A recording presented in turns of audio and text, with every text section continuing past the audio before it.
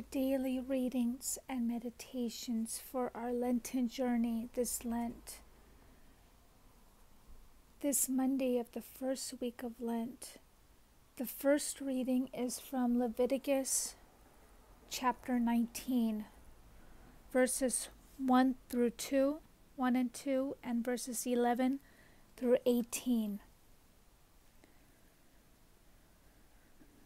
The Lord spoke to Moses, saying, "Speak to all the congregation of the children of Israel, and thou shalt say to them, Be ye holy, because I, the Lord your God, am holy. You shall not steal, you shall not lie, neither shall any man deceive his neighbor. Thou shalt not swear falsely by my name, nor profane the name of thy God. I am the Lord. Thou shalt not calumniate thy neighbor, nor oppress him by violence. The wages of him that hath been hired by thee shall not abide with thee until the morning. Thou shalt not speak evil of the deaf, nor put a stumbling block before the blind.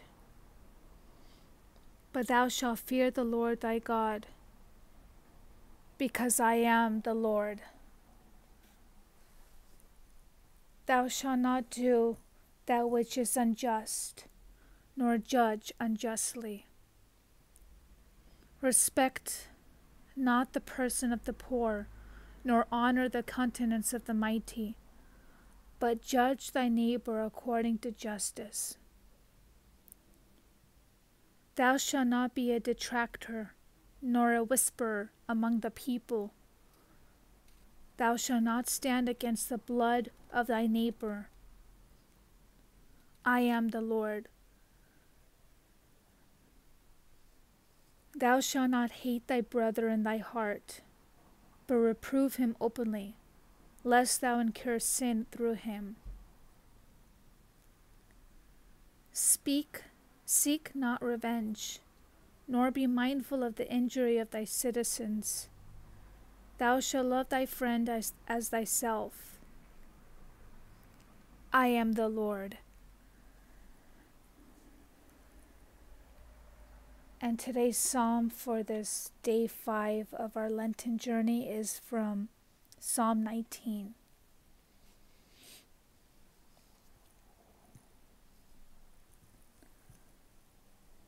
May the Lord hear thee in the day of tribulation. May the name of the God of Jacob protect thee.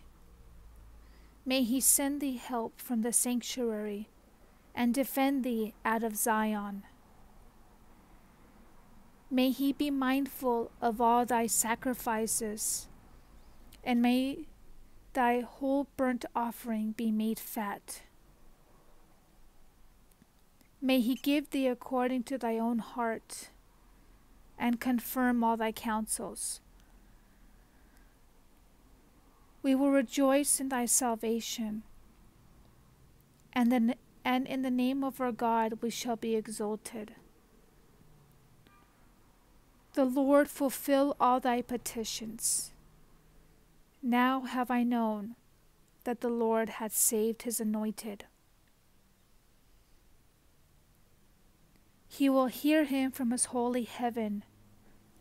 The salvation of his right hand is in powers. Some trust in chariots, and some in horses, but we will call upon the name of the Lord our God. They are bound and have fallen, but we are risen and are set upright. O Lord, save the King, and hear us in the day that we shall call upon thee.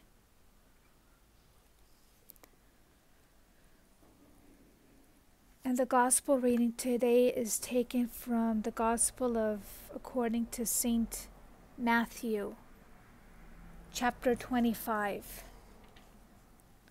verses 31 through 46.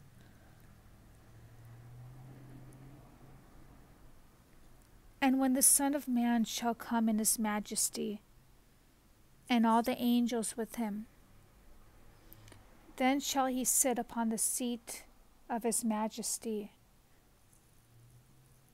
and all nations shall be gathered together before him, and he shall separate them one from another, as the shepherd separate the sheep from the goats. And he shall set the sheep on his right hand, but the goats on his left. Then shall the king say to them that shall be on his right hand, Come, ye blessed by my Father, possess you the kingdom prepared for you from the foundation of the world.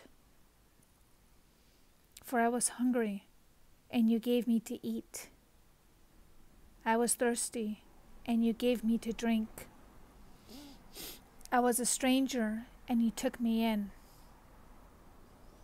Naked, and you covered me. Sick, and you visited me. I was in prison, and you came to me.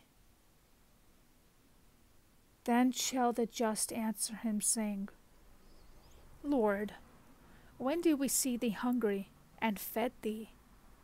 Thirsty, and gave thee to drink? And when did we see thee a stranger, and took you thee in, or naked, and covered thee? Or when did we see thee sick, or in prison, and came to thee? And the king answering shall say to them, Amen, I say to you, as long as you did it to one of these my least brethren, you did it to me. Then he shall say to them also that shall be on his left hand, Depart from me, you cursed, into everlasting fire, which was prepared for the devil and his angels. For I was hungry, and you gave me not to eat. I was thirsty, and you gave me not to drink. I was a stranger, and you took me not in. Naked, and you cover me not. Sick and in prison, and you did not visit me. Then they also shall answer him, saying, Lord, when do we see thee hungry, or thirsty, or a stranger, or naked, or sick, or in prison, and did not minister to thee? Then he shall answer them, saying, Amen, I say to you, as long as you did it not to one of these least, neither did you do it to me. And these shall go into everlasting punishment, but the just into life everlasting. Amen. Today's readings remind us of the centrality of charity in the Christian life. Martin Luther was quite wrong to assert that our salvation lies in faith alone, as if mere intellectual assent to the truths of Christianity were enough.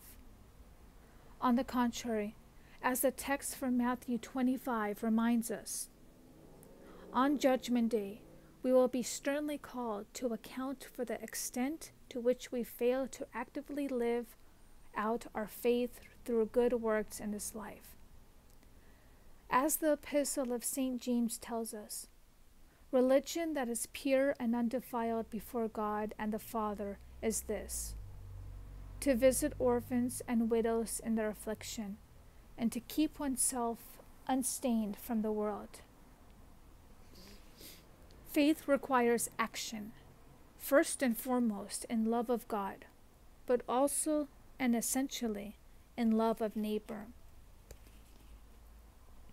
Already in the text from Leviticus, we see this precept inscribed in the Mosaic Law. You shall love your neighbor as yourself. Perhaps at times, those of us who seek an orthodox expression of the Catholic faith risk losing sight of these words. Are there moments when we risk reducing the beauty of the faith to dry formulas? Do we take care to ensure our study of theology doesn't become an ivory tower that shields us from the truly difficult work of loving our neighbor and serving the poor? Interestingly, the image Jesus uses in the gospel is that of a king. As Christians, we are called to serve Christ the King. And to the extent that we neglect the wants and needs of the king's subjects, we are offending the king himself. We would do well, therefore, to remember that the kingdom of heaven is a kingdom defined by love. So let us strive this Lenten season to build up Christ's kingdom here on earth. And by the end of this Lent, how will I have concretely grown in love of neighbor?